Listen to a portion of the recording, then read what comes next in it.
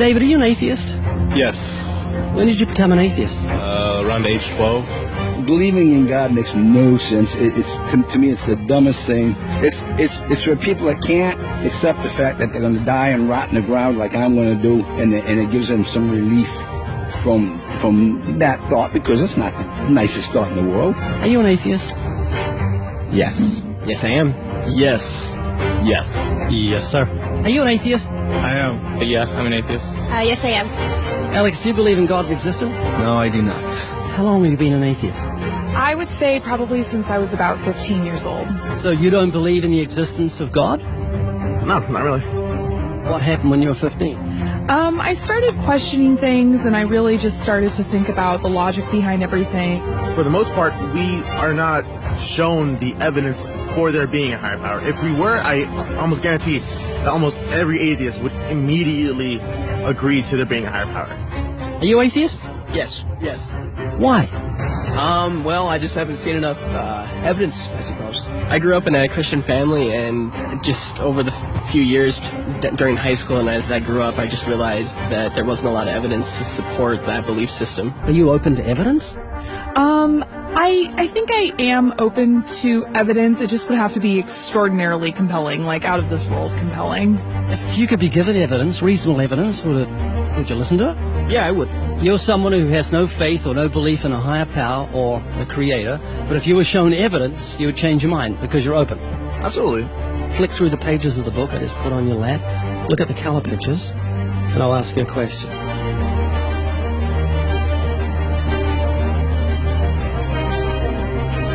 Do you believe that book could happen by accident, that nothing produced the color pictures in the book, that red, orange, yellow, green, blue, indigo, violet ink fell from the sky and formed itself into those beautiful pictures, and then black ink fell from the sky, or from nowhere, and formed itself into coherent words and sentences, capitals and periods and commas, making sense. Page numbers fell from the sky, all in order, and then it bound itself and formed itself into a cover with artwork, and there we have a book. Obviously, intelligent design designed the book. Wouldn't that be correct? Yeah. You see where I'm going with this? Yeah. Tell me, what is DNA? What is it? Deoxyribonucleic acid. And it's what makes up our bodies and our cells and everything that makes us who we are. DNA is like our biological code, kind of like binary zeros and ones. Information about us, who we are, what makes us us, parts of us, how we look, how we're built, everything like that. Your genes instructed your cells how to make your eyes and what color your eyes should be, and your hair and your height and your personality. Scientists call it the instruction book for life. Basically. Everything that you are or ever will be made of starts as a tiny book of instructions found in each and every cell. Every time your body wants to make something, it goes back to the instruction book, looks it up, and puts it together. The book of you would have 46 chapters, one for each chromosome. Each of our book's 46 chapters is between 48 and 250 million letters long. That's 3.2 billion letters total. This is the secret language of DNA. This is the book of life. Instruction book for life. Yes. Instruction book for life. Yes. DNA is made up of genes, and genes give instructions to the cells as to how your body should grow. Did you know if those instructions, the instruction book of your DNA, just your DNA, was laid out end for end, would go to the sun and back a number of times? That book of instructions is so comprehensive. DNA is the genetic information encoded in the cell of every living thing that instructs our cells how to grow and how to function. It's our genes that determine whether our skin will be dark or light, have brown or blue eyes, or red or green or yellow, have red hair, be brunette or blonde, be tall or not so tall, or the color of our feathers if we're a bird. Whether we're humans, fish, animals, insects, or plant life, the way our bodies look and operate has all been pre-written in the amazing book of our DNA. What do you think of the mentality of someone who believes a book fell together without a bookmaker?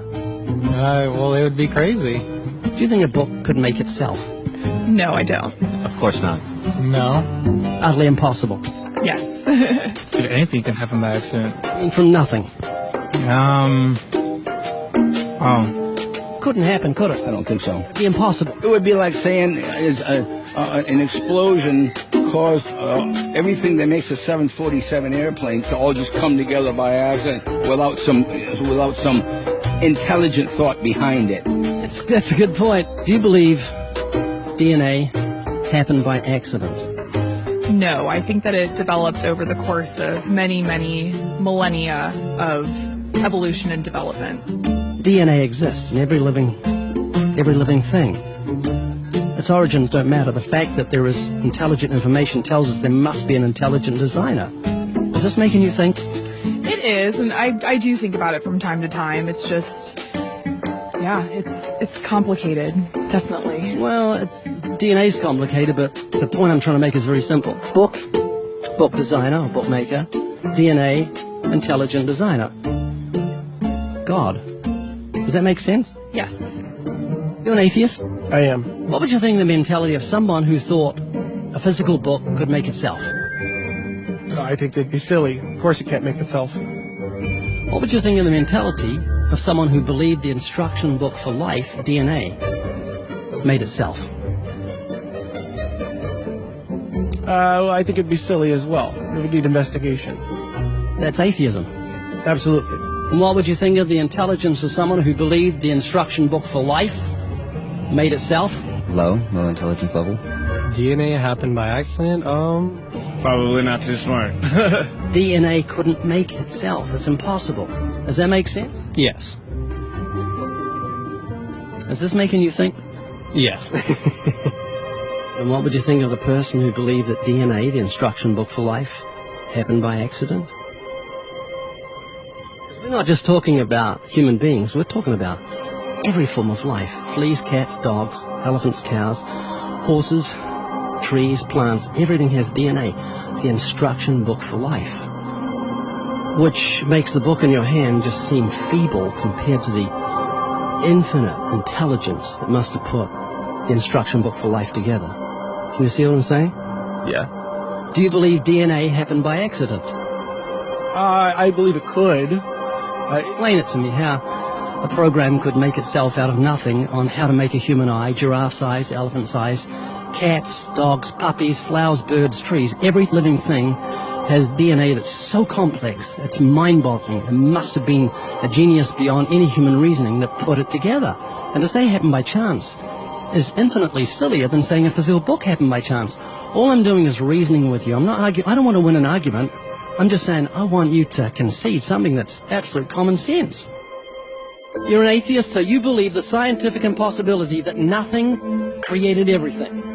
I mean, it can't be nothing. We all have to start from some point. I wouldn't say nothing created it. There had to be something there in the beginning. You like Richard Dawkins, don't you? Well, I mean, yeah, I like him.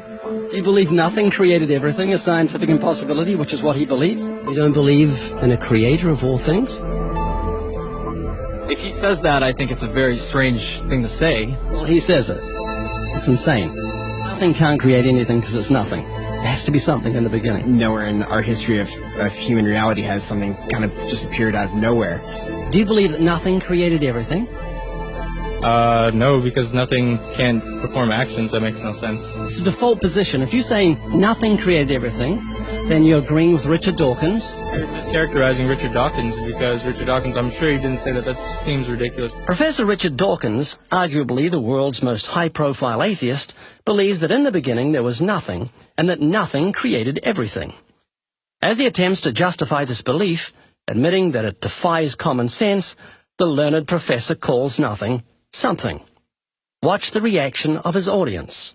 Of course it's counterintuitive that you can get something from nothing. Of course common sense doesn't allow you to get something from nothing. That's why it's interesting. It's got to be interesting in order to give rise to the universe at all. Something pretty mysterious had to give rise to the origin of the universe. It's exactly what's meant by nothing, but whatever it is, it's very, very simple. And why is that funny? Well, I think it's a bit funny to be trying to define nothing.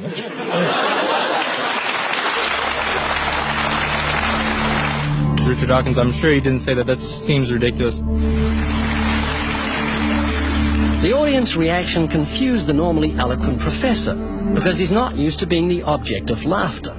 What he didn't realize was he was talking to people who were endowed by their creator with the virtue of common sense. This was just another case where the emperor has no clothes. Someone should tell this man who has deceived millions, "You're talking foolishness." Is that what you believe? I mean, it can't be nothing. We all have to start from some point. But there has to be something that created everything. You just wasn't God. Is that what you're saying? Yeah, it's just evolution, how things became from one organism into many. But that doesn't solve your dilemma of the initial cause. There has to be an initial cause. If there was a big bang in space that from there issued cats and dogs and horses and cows, the sun, the moon, the stars, the seasons, and all this marvel of creation came from a big explosion, what caused the explosion, and where do the materials come from the explosion, and why is there such incredible order from the explosion? Every explosion I've heard of creates chaos, not order. That makes sense? Oh, yeah.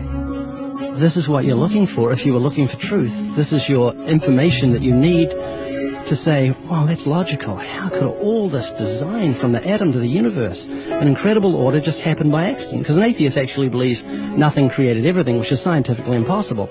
I'm trying to say, Haley, I just want you to think. You're not just a blob of nothing that came from an explosion that created order, which is against nature. That means that you've got purpose and meaning in the universe. So it's not altogether bad news. I just want a relationship with whoever built me. This is too much, too weird that it happened by accident. It didn't happen by accident. I don't feel that.